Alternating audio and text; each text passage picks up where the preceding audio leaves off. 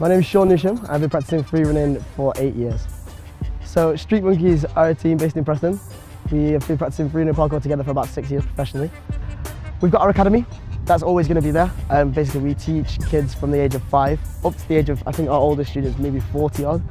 And that is our sustainable income as such. In the same sense, we are branching out the knowledge of free running parkour, but that is there so we can keep developing our business side and keep ourselves pushing so we can take what we do to the next level.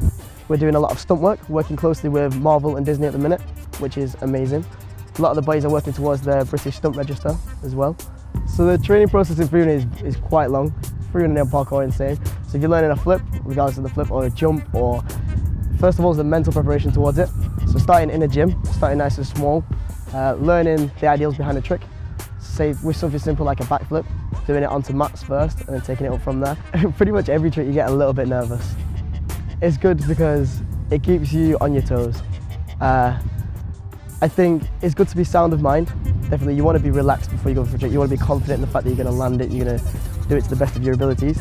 But just having that little bit of, say, adrenaline or just your body questioning what you're doing allows your body to be at the peak of its abilities. The only time you or your teammates do get hurt is if you're training something stupid or if something out of your capabilities or out of something you can't changes. So like say the weather, say if the equipment you're using is faulty, or say something like this. If you're training within your capabilities and pushing it safely, injuries do happen, accidents always happen.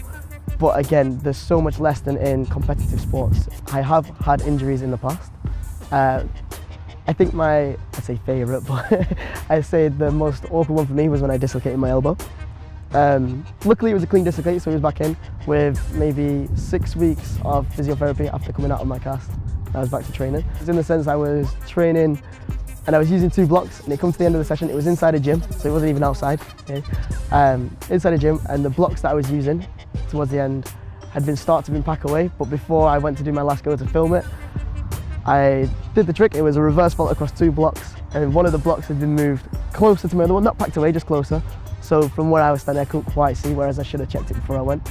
Went to do it, and the block wasn't there. Landed fully outstretched on my arm, and then my elbow didn't like being my elbow anymore for a little while. Thinking about your injuries and how they're going to affect other people is a hard way to look at it, and you've almost got to be quite selfish.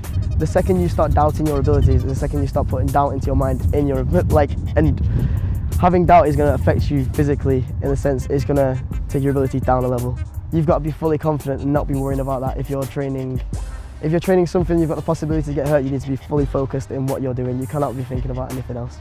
It does sound very selfish in that sense, but I'm sure my family would rather me thinking like that than worrying and hurt myself. The only time I'm going to stop free running is when I'm physically incapable. Look into it in the way, don't just follow somebody and think, okay, this is the best thing in the world. Do your own research, look into it, look into how you should keep your body healthy, look into how you would like to start the sport. Don't just follow blindly and hope for the best. Do your own research, make sure your body's safe, and move on from there.